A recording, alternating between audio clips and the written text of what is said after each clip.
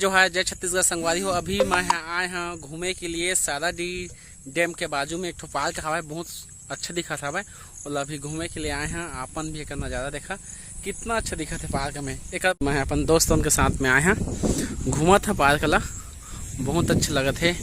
यहाँ झूला वगैरह भी है बच्चों वो साइड में। आप मतलब पूरा पार्क में बता। हाँ, और चले के लिए दे सीमेंट के रोड बने हवा, केला पेल जैसे लगा थे, देखा तो कितना अच्छा लगा था सब चीज़।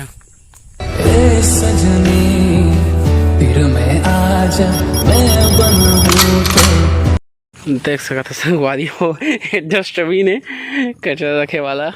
अच्छा कितना पार्क कितना अच्छा दिखा थे पार्क। हाँ, बहुत सुघर है संगवारी हो पार्क। हाँ, घूमने लायक बहुत अच्छा जगह है। हाँ, मैं फर्स्ट टाइम आए हैं पार्क घूमने के लिए, नहीं आए रहे, फर्स्ट टाइम आए हैं पार्क में। कुछ बने हैं भाई, बहुत सारा चीज़ फैमिली के साथ आया था और अच्छा लगी पार्क में।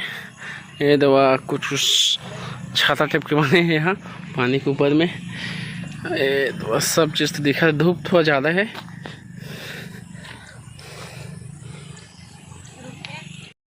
मैं तो दिल तोला दे देते हूँ, मैं तो दिल तोला दे देते हूँ, तहूँ दिल।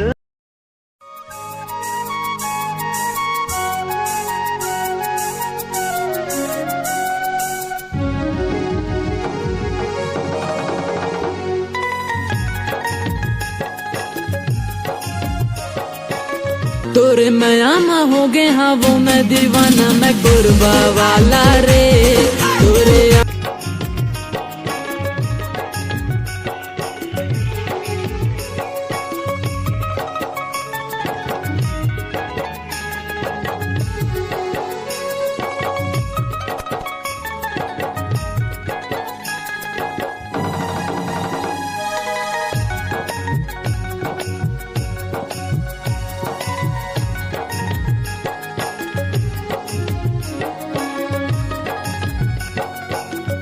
आजा आजा मोर दिल के दीवानी, घुमा हूँ तोला सारंगढ़ माँ।